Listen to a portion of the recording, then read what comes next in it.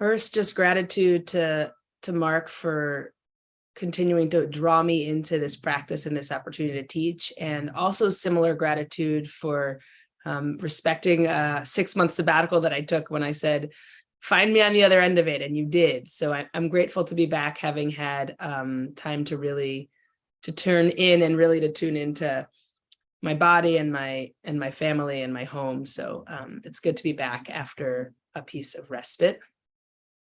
And I'd like to begin, I know there is a practice of checking in. I'd like to begin with a practice of my own, which is the practice of dedications. To whom or to what do you want to dedicate your sit? This practice is rooted in the deep knowing that our practices are transformative for ourselves, and the ripples and the impact is well beyond ourselves. The practice of becoming our most peaceful, prayerful, light-filled beings is one of great benefit to all who dwell on earth. And we invite you to, in this moment, place into the chat or just call in your heart, to whom or to what would you like to dedicate your learning? I mean, your meditation, I should say, your sitting.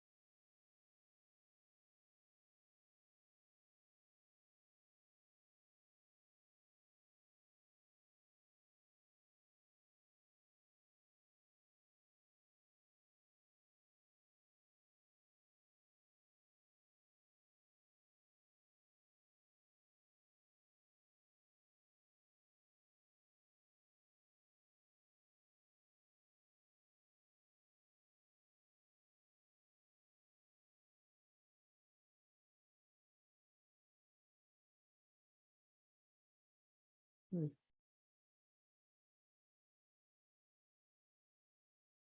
welcome to keep the dedications coming, and I'll add my own.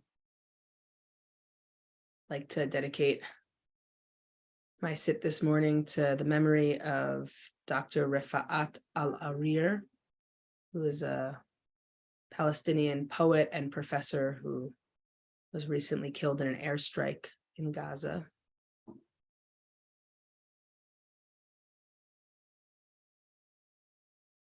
His dying wish was that if he must die, then it should somehow bring hope. And that seems fitting in this week of Hanukkah to begin there, with the intention that our lives can themselves bring hope.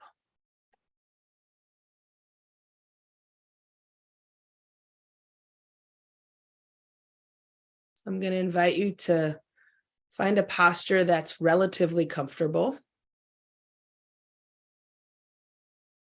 You should feel both alert and relaxed.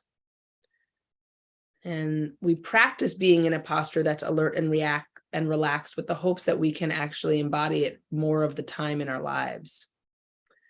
You might find yourself sitting down, lying down, walking, or standing. The Buddha taught all 4 postures, and they are all authentic means of accessing this practice. So I invite you to really honor what works for your body in this moment on this day. And let's begin just with some 3 inhales where we intentionally make the exhale longer than the inhale.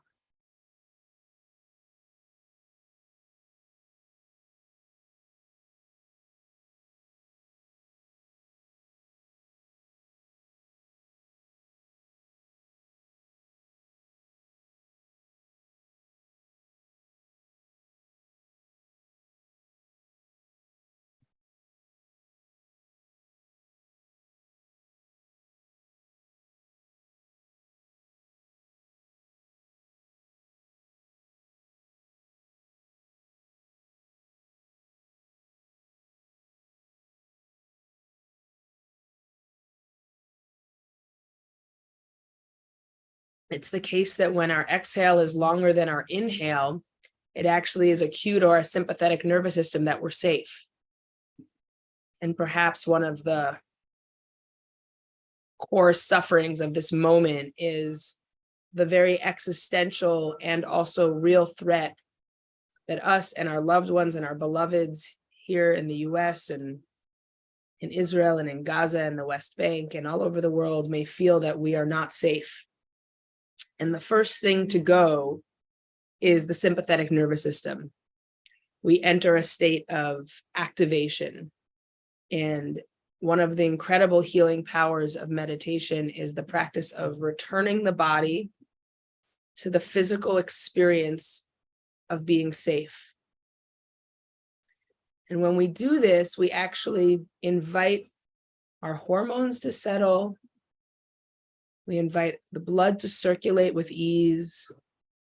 We allow the oxygen to arrive at the far reaches of the body, the perfusion to increase in our cells.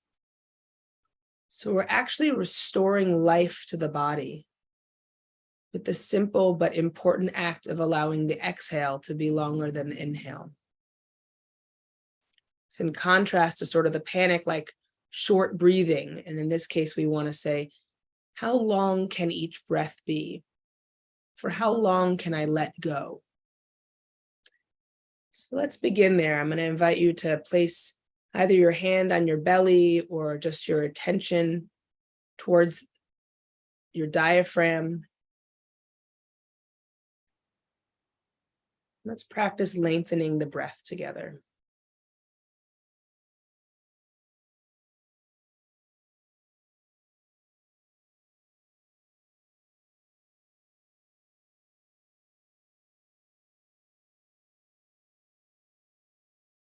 Allowing the exhale to be as long as it can be. Not rushing the inhale,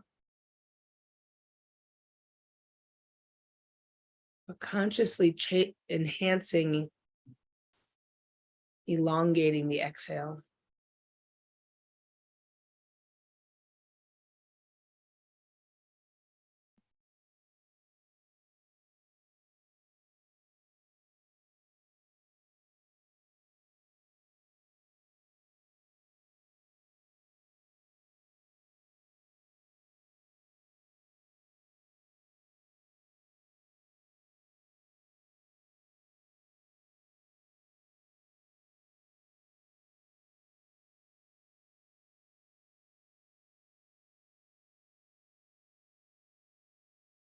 As we do this, we might notice the shoulders softening,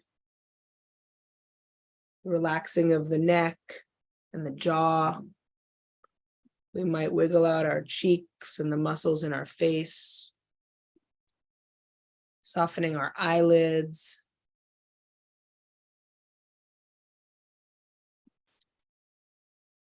Allowing the breath to journey towards all the contractions of the body.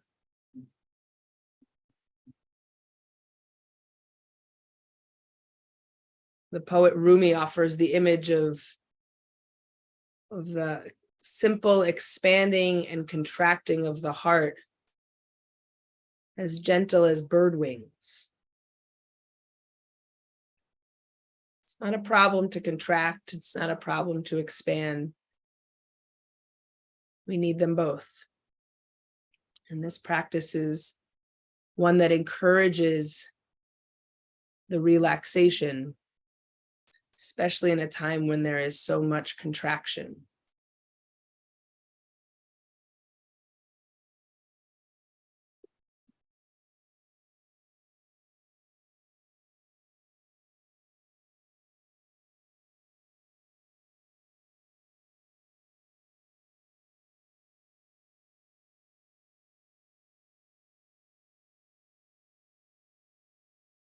And as you're sitting and breathing, sounds will arise in your environment. Thoughts will arise in your mind. We notice them. We welcome them. There is no such thing as a distraction to meditation. Meditation is the practice of being with the entirety of our experience. It's the practice of noticing everything equally. Nothing is more or less worthy of our attention. In this case, the practice, as the tradition that I've been taught in, is a Burmese lineage that comes to me by way of my teacher, Rebecca Bradshaw. And it's a practice of insight that comes with becoming aware of something. As an example, in this case, they're repaving the street outside my window. I'm aware of the bulldoze and the beeps, the gravelly sound. And the gentle practice of not saying, I wish it wasn't there, or trying to quiet it, but also not trying to listen more deeply and get attached to it. It's just one of the many aspects of my experience that I can be aware of, sort of wave to like a friend in the crowd, and then return to the anchor of the body and the breath, this being.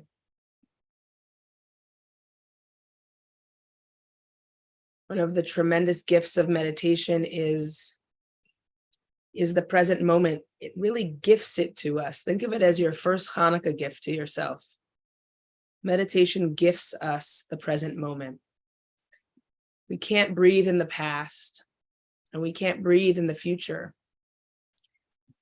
So much of our suffering comes from thoughts of the past and the future.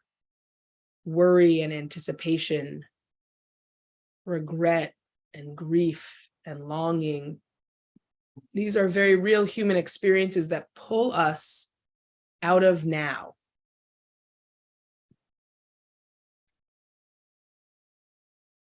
They're contractions about what was and what might will be.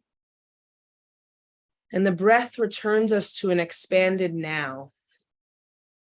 And this practice is actually one of ever growing our capacity for the now, for the what is. So if we think for a moment about the story of Hanukkah, the story of survival and miracles and hope. I have a preference for the stories as the rabbis tell it in Masechet Shabbat of the Babylonian Talmud. Set aside the books of Maccabees and which didn't make it into the Tanakh. It's a story for stretching the resources we have and expanding their potential.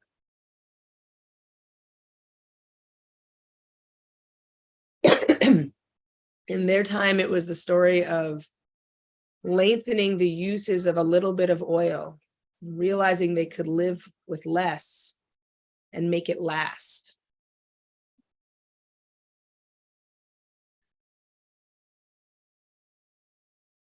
Proverb says that the light, the flame of the Holy One is actually the human spirit. And so I'm going to invite you to actually conjure the image of one of your Hanukkah candles. And then sort of place it within your own torso. Take the candle and sort of turn it inward and imagine the glowing flame as the spacious cavity of your own breath, the warm light, the flicker, the tenuous relationship between the wick and the wax, the way it nearly blows out with a slight breeze, the way the candle might burn unevenly and drip, the way it reflects in the window and amplifies, the way it has no other purpose but to be itself, to be light. We're told not to read by the light of a Hanukkah candle. We're told not to use a Hanukkah candle to make other light. Its existence is just for the now, for the being. I've been playing with this image of sort of not feeling like there's enough oil inside me. It's not quite enough fuel to endure, to persist, to be kind, to be patient. But we know that fire needs oxygen. It needs breath. For anyone who's ever tried to build a campfire, you know that sometimes when you can't get it started, your logs are just latched too tightly and you need to separate them a bit. So all week long, we're going to have the precious task of fanning this inner flame, calling our attention to our own inner light, our own capacity for hope, our own righteous goodness,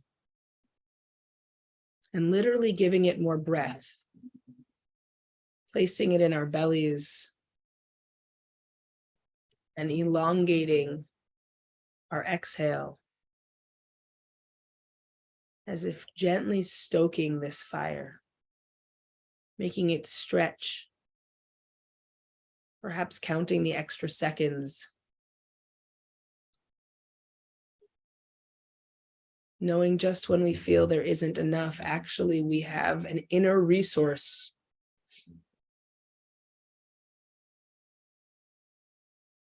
which will allow us to outlast our suffering. And ironically, one of those resources is actually relaxing, releasing, exhaling.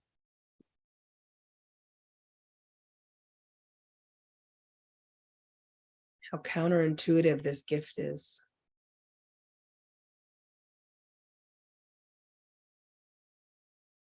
Inhale and the slow exhale.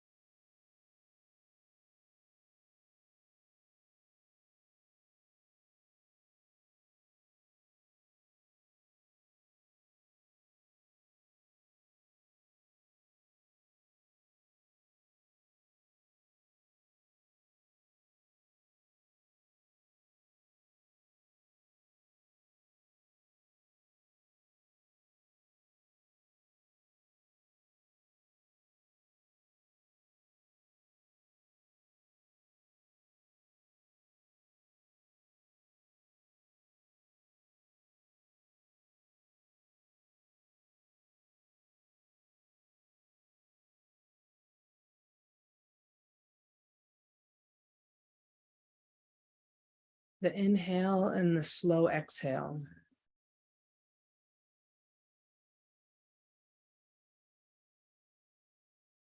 The expanding the cavity of breath. Realization that our light can still shine brighter. Gentle smile on the face. The warm touch of hands on our thighs.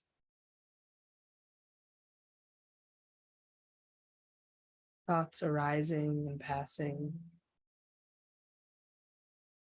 Sounds arising and passing.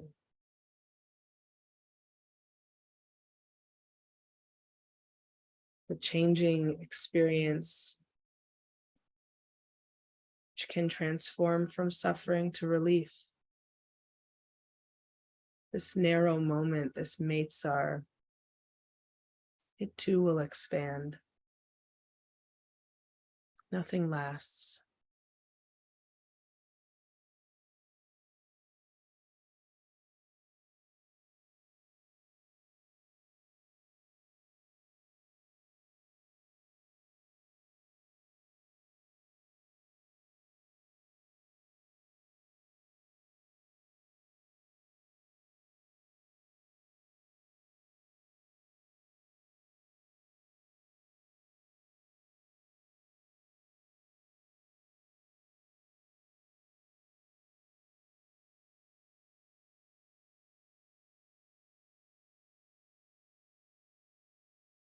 Slow inhale and the even slower exhale.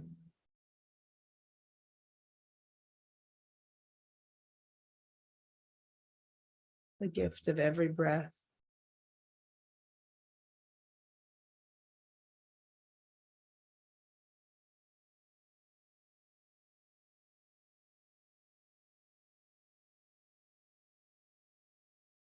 The knowing that the one who is, was, and will be is here.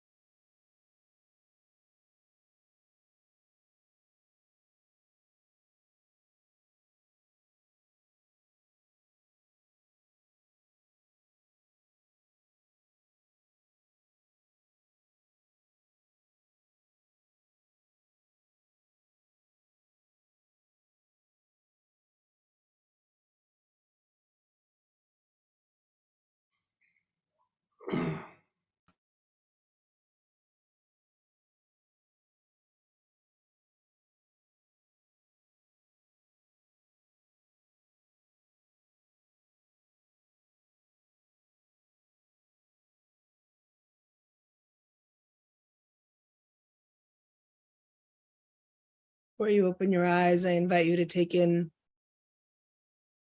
final poem of Rifa'at al-Arir, Zichrono Livracha.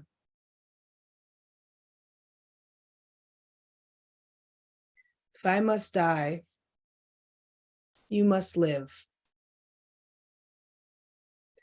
If I must die, you must live to tell my story, to sell my things, to buy a piece of cloth and some strings and make it white with a long tail, so that a child somewhere in Gaza, while looking heaven in the eye, awaiting the dad who left in a blaze and bid no farewell, not even to his flesh, not even to himself, sees the kite, my kite you made, flying up above, and thinks for a moment an angel is there bringing back love. If I must die, let it bring hope.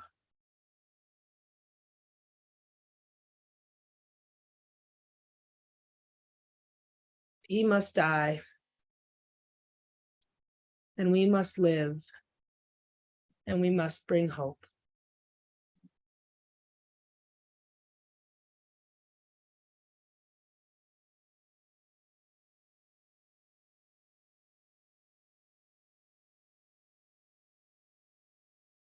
I invite you to gently open your eyes, and I'll bow to you in your practice in gratitude.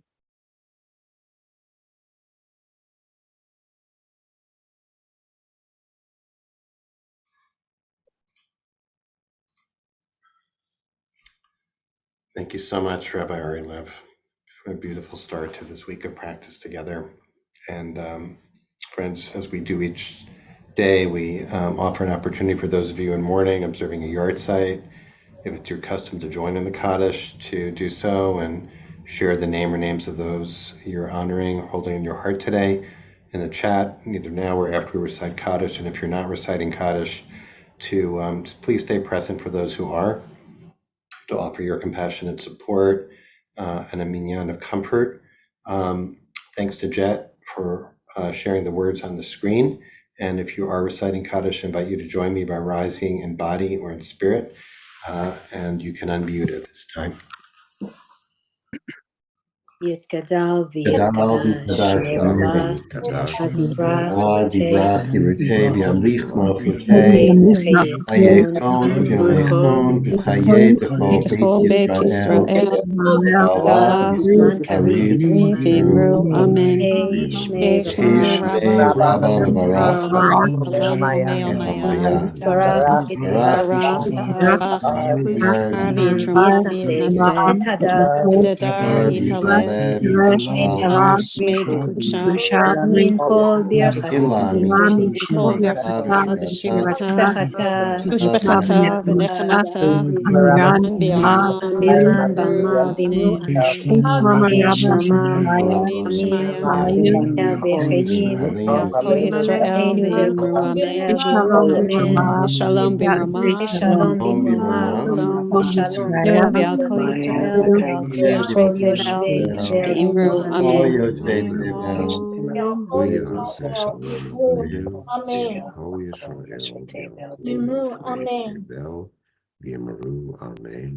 Tevel. Amen. Thank you so much. Thanks so much to Jeff Bachman for holding our space beautifully as always today, and for our teacher today, Rabbi Ari Fornari of Kol Tzedek Synagogue in West Philadelphia. And of course, as always, you're invited to stay on for a few minutes to share reflections on your experience with the practice or to raise a question for Rabbi Ari Lev. If you prefer, you can just stay with us and use this time and this container, this community to continue to sit following the beautiful guidance that was offered today.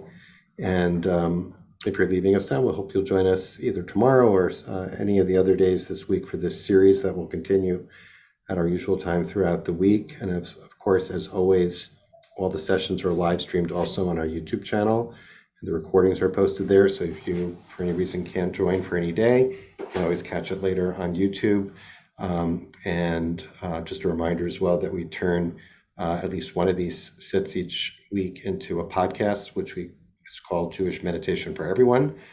So you can get that wherever you get your podcasts, and please subscribe. And most likely today's sit will be available as the podcast coming up to be released this Thursday.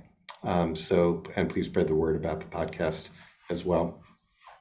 So we'll bring Ari Lev in. If you do have, thanks Jet for sharing the link to the podcast.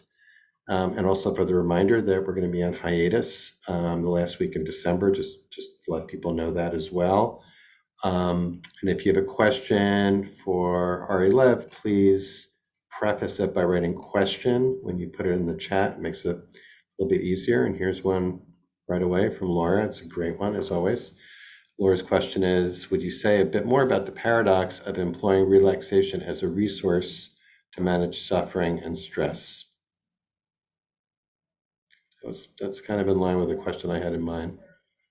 Yeah, so part of what happens when we're stressed is that physically the muscles contract in the body, and our brain actually becomes less able to think creatively. And so we actually become tense in our thinking, more rigid. Like there's a rigidity in the body and also in the mind. So I'm not going to be able to problem solve. It's hard for me to see that whatever is happening is temporary, will inevitably pass. It can lead to more narrow thinking, and it can lead to actually a lot of tension in the muscles and the bones. And so in exactly the moment when what we need, in a moment when we're experiencing a lot of suffering, what we need is to feel like, oh, there's a lot of possibility. This will pass. The kinds of things that will allow us to endure a narrow place, which is part of living, are precisely that which becomes less available to us because of our habitual response of contracting.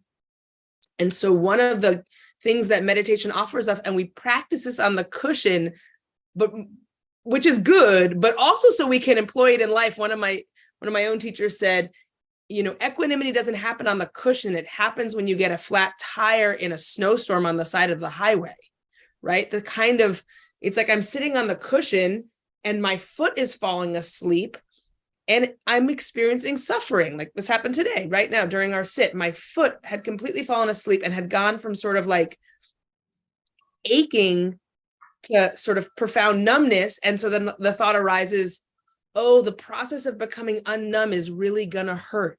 And so I'm now worrying about the future experience based on the suffering I'm having now. And I can notice like my shoulders started to like tense in a bit.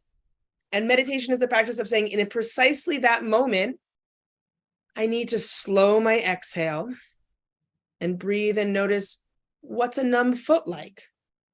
Oh, it's actually kind of warm. There's actually a strange pleasantness to it. Even though I'm anticipating unpleasantness, it's actually somewhere between pleasant and neutral right now. And it's actually not a problem because I don't need to walk right now. It's fine for my foot to be asleep. And so in relaxing, in precisely the moment I'm suffering, I'm actually able to return to the present and think more expansively about my own experience of suffering and actually transform it from suffering to a kind of neutral experience, kind of neutralize it. Mhm. I don't know if is that Mark, do you think I'm getting at the question? Yes, I do. But I have a follow-up too. Okay. And I see Catherine was raising her hand. Catherine, just want to let you know we don't unmute generally. So if you have a question or want to share a comment, please put it in the chat. Thanks. I was thinking about what you were saying about the, amygdala, the nervous system, and about, I was thinking like the analogy was sort of like turning off the alarm system, basically like disarming the alarm system. And I was thinking as I was trying to do that there's a resistance to that because, at least speaking for myself, it can feel like I'm leaving myself vulnerable, which I think is going to be the point, obviously. So that's uncomfortable. And also, but the other part of it, I was thinking that where I was talking myself out of that was, hey, you need that alarm. It's not a bad thing to have the alarm system. You need to have some alarm system, right? Because otherwise, it's hard to distinguish between when there is a real threat, real danger, and when there's not. So I want to invite you to talk a little bit about what does it mean to turn off the alarm system temporarily, right? Like to enter into a state of profound vulnerability. Because when we're on alert and we feel like have sense, like we're reading the signals, right? Whatever the sense of threat might be for people individually or on behalf of others right now, the antenna are up, right? That there's, it's a stressful, tense, dangerous time. People feel threatened or there is threat. And especially in a time like even harder to turn off the alarm for fear that, you're going to be lacking what you need to protect yourself in some way. So I want to, the paradox there was that I'm reminding myself that I'm okay right now in this moment, right? I don't know. Does that make sense? So the paradox, I guess I want to say that my house doesn't have an alarm system. It actually, I don't even have a doorbell. But my experience of alarm system is when they go off, it's like, it's so startling. Mm-hmm. But they actually are intended, like the first thing you're supposed to do when you hear the alarm is turn off the alarm, right? That's not our instinct. A lot of times we hear an alarm and we're just like, it's like, actually my kids' alarm clock went off this morning. It's like, we all just listened to it for 5 minutes. And it's like, the thing an alarm clock is supposed to do is to tell you is to turn me off and get up. And it's just like your house alarm goes off and you're like supposed to like first thing is like do, turn it off. But actually what happens to us as people is the alarm goes off and then we're like, oh, there's a problem. And then perpetually we're saying, there's a problem, there's a problem, there's a problem. And we don't actually turn the alarm off and return to sort of the quiet and say, what's my next move? Instead, we stay in the place of like, there's an alarm. Right. And so I think what's helpful is to say, very little of our lives need to be lived with the alarm going off. The alarm doesn't, the going off of the alarm doesn't keep us safe. That's the illusion. It's actually one of the reasons I don't have an alarm in my house. The alarm itself, it's like someone might be there to hear it, someone might not be, but the alarm itself is not what keeps us safe. It's not like a protective barrier around the house. It's a signal. And we take in all sorts of signals. Right. We are more prone as human beings to take in the signal, I am in danger. And we are to take in the many signals that are around us that are saying, you are safe. Yeah. You are okay. And so what we're in our meditation practice, one of the things we're doing is retraining ourselves to notice all the ways that it's safe to be vulnerable. Because actually, it's not helpful to feel as unsafe as we feel. It doesn't make us more safe. Well, that's definitely a teaching for this time. It's interesting because I was thinking, in a simplistic way, I was thinking, oh, well, just turning off the alarm system temporarily, but it'll turn back on later, but we need to turn it off periodically. But really, we don't need alarms. We don't need alarm systems, or we really, first of all, almost impossible to turn it off completely anyway, right? So there's always going to be some sense, right, an awareness of that. What you're saying is that generally we overfunction, that system is overfunctioning all the time, and we need to temper it in some way. And I don't even know if I want to generalize that for all people. I would be willing, with my rabbinic hat on, to say, I think that's true for us as Jews. That we, our alarm antenna are like, if anyone skis here, for those who ski, you set your boots for downhill skiing, they snap into a binding, and the binding has a setting, and it's at what point, under how much tension should it release? And you don't want the binding to release too quickly, because then it's like you're just trying to turn, but your ski falls off. And you don't want your binding to release too late, because you've fallen and tumbled and now your skis are still on and they like hit you in the head. And I think my experience in leading Jewish community is that our bindings are set a little bit too loose. Like we are quick to trip the alarm. And as a result, our nervous systems are afraid, they're tired. And we begin to lose the ability to trust our own internal alarm system. And so I think meditation is a crucial resource and practice for this time, because our nervous systems really need to be able to come back to center. I'm looking to see there's another, here's from Harris, a comment/question. Alarms may help us feel secure, but not safe. It's interesting distinction between having a sense of security, but not being safe. Is it possible safety is not needing alarms and realizing their strength and vulnerability? Want to comment on that? Or maybe we covered that. To me, I think what comes up for me, Harris, there is, there's a difference between a strong and a defended heart. And a strong heart can be very vulnerable, and can sort of, as someone who cries a lot in public, like this idea that like we can be powerful without being defended. And the difference for me is that defended is like I'm shielding off parts of my experience to feel safe. And when the power that comes from vulnerability is I'm available for whatever is, and I'm still me, and I'm still human. That's a really great answer.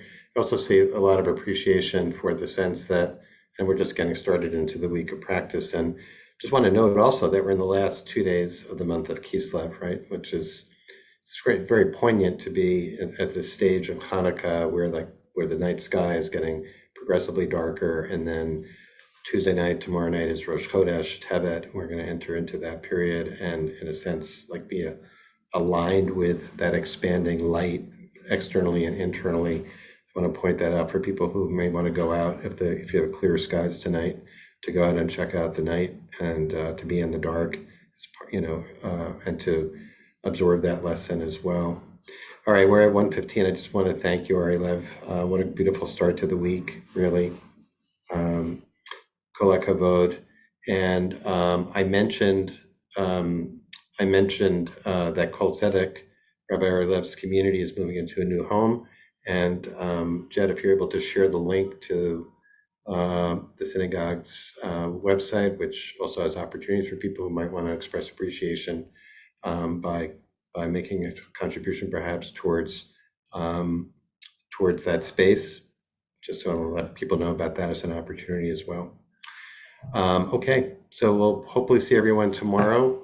Rabbi Josh Fagelson will be hosting as usual tomorrow. I'll be back to see you on Wednesday. And in the meantime, be well, everyone. Many blessings.